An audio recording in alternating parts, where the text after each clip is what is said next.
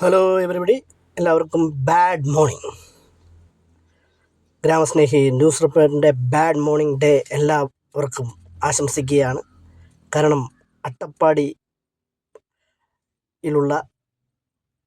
മധു ജീവിക്കേണ്ടിയിരുന്ന ഒരു മനുഷ്യ ആയിരുന്നു.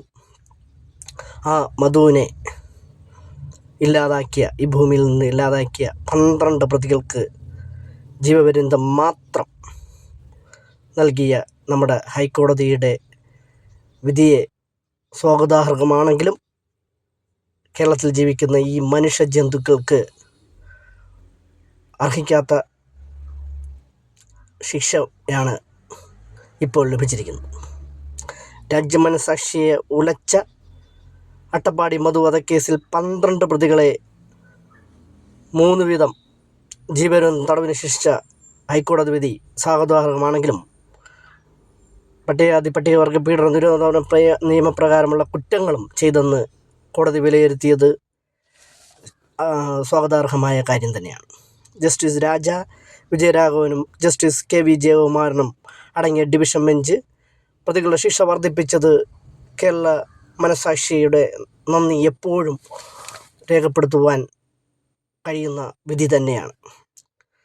ശിക്ഷ ഒന്നിച്ചനുഭവിച്ചാൽ മതിയെന്നും 3 ലക്ഷം വീത പിഴയടക്കണമെന്നും വിചാരണ കോടതി 3 മാസം തടവിന് ശിക്ഷിച്ച 15 പ്രതി മുനീറിൻ്റെ തടവ് 1 വർഷമായി വർദ്ധിപ്പിച്ചും, അതേസമയം കേസിലെ 1-ാം പ്രതി ഹുസൈനെ കുറ്റകൃത്യത്തിൽ പങ്കാളിയായതിന് മതിയായ തെളിവില്ലെന്ന് വിലയിരുത്തിയാണ് ഹൈക്കോടതി വെറുതെ വിട്ടതെങ്കിലും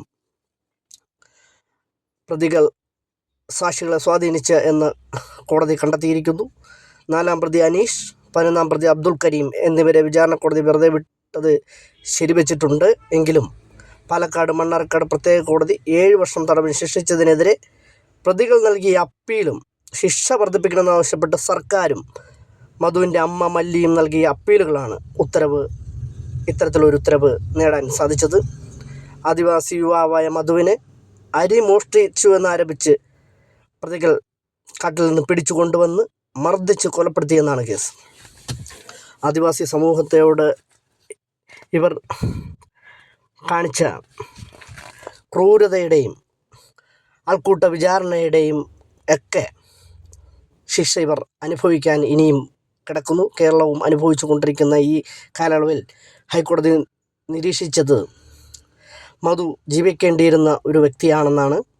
പ്രതിരോധിക്കാൻ ശേഷിയില്ലാത്തവന് നേരെയുള്ള സംഘടിത ശക്തിയുടെ ഏറ്റവും നഗ്നമായ പ്രകടനമായിരുന്നു എന്നാണ് കോടതി കണ്ടെത്തിയിരിക്കുന്നത്. സമൂഹത്തിലെ ഉന്നതരായിരുന്നുവെങ്കിലും അവൻ്റെ ചുറ്റിനും ഉണ്ടായിരുന്നത് എങ്കിലും മധു ജീവിക്കണമെന്ന് തന്നെയാണ് ഹൈക്കോടതി പറഞ്ഞുകൊണ്ട് ജീവപര്യന്തം ശിക്ഷിച്ചത്. മുക്കാലി, കിളിയിൽ, മരക്കാർ, പുതുവച്ചോല ഷംസുദ്ദീൻ,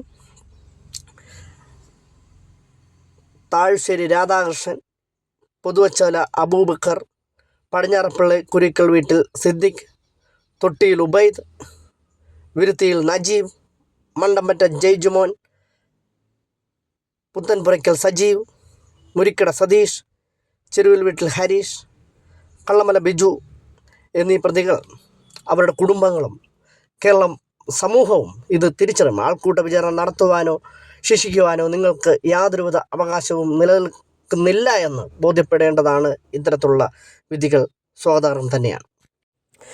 ആദിവാസി യുവായ മധുവിനെ വേട്ടയാടുകയും പരേഡ് ചെയ്യിപ്പിക്കുകയും ചെയ്തവർ സമൂഹ പ്രതികാരത്തിൻ്റെ വിജയചിഹ്നമായി അവനെ പ്രദർശിപ്പിക്കുകയും ചെയ്തെന്ന് ഹൈക്കോടതി കണ്ടെത്തിയിരിക്കുന്നത് കുറ്റകൃത്യമാണെന്ന് പോലും അവർക്ക് തോന്നിയില്ല. നീതി നടപ്പാക്കുകയാണെന്ന് വിശ്വസിച്ചത് പ്രതിരോധിക്കാൻ ശേഷിയില്ലാത്തവന് നേരെയുള്ള സംഘടിത ശക്തിയുടെ ഏറ്റവും നഗ്നമായ പ്രകടനമായിരുന്നു അത്. വിശന്നിട്ടാണ് മധു ഭക്ഷണം എടുത്തത്. രോഗവും പട്ടിണിയും സമൂഹ തിരസ്കാരവും മധുവിനെ തീർത്തും ദുർബലനാക്കിയിരുന്നു. പ്രതികൾക്ക് ചുമത്തിയിരിക്കുന്ന ശിക്ഷ ഗ്രാമകോടതിയായി മാറി ദുർബലരായവർക്കെതിരെ നീതി നടപ്പാക്കാമെന്നും കരുതുന്നവർക്കുമുള്ള ഭരണഘടനാപരമായ ഉത്തരമാണ്. മധു ജീവിക്കണമായിരുന്നു. രാജ്യത്തെ നിയമങ്ങളുടെ എല്ലാം സംരക്ഷണത്തിന് അർഹനായിരുന്നു.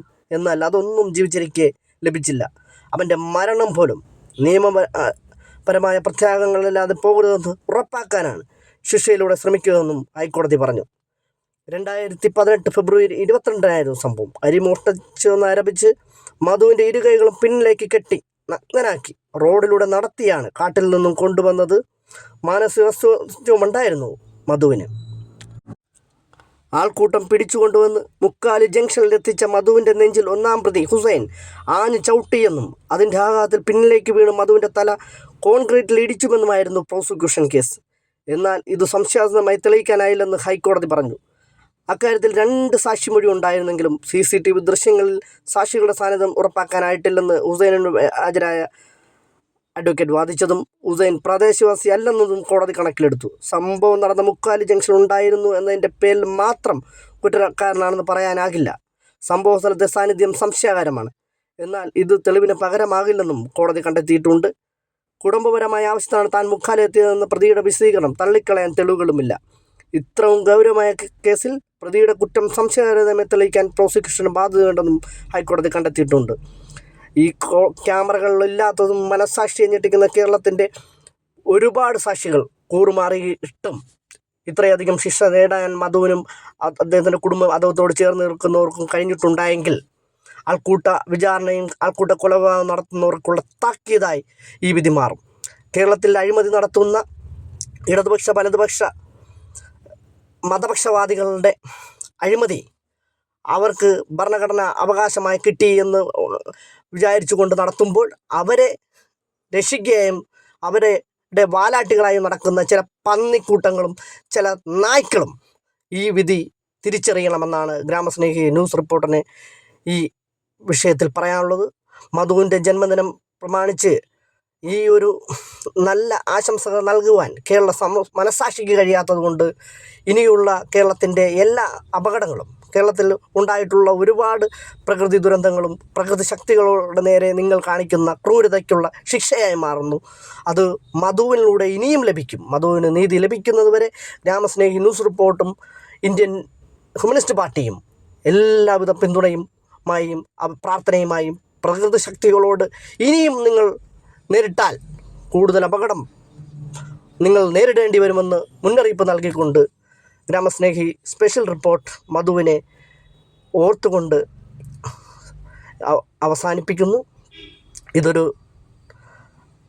നീതിക്കായുള്ള പോരാട്ടത്തിൻ്റെ തുടക്കം മാത്രം ആണെന്ന് ഓർമ്മപ്പെടുത്തിക്കൊണ്ട് പ്രകൃതി ശക്തി എന്ന ശക്തിയെ നിങ്ങൾ വെല്ലുവിളിക്കരുതെന്ന് ഓർമ്മപ്പെടുത്തിക്കൊണ്ടും എല്ലാവർക്കും ഒരു അശുഭദിനം.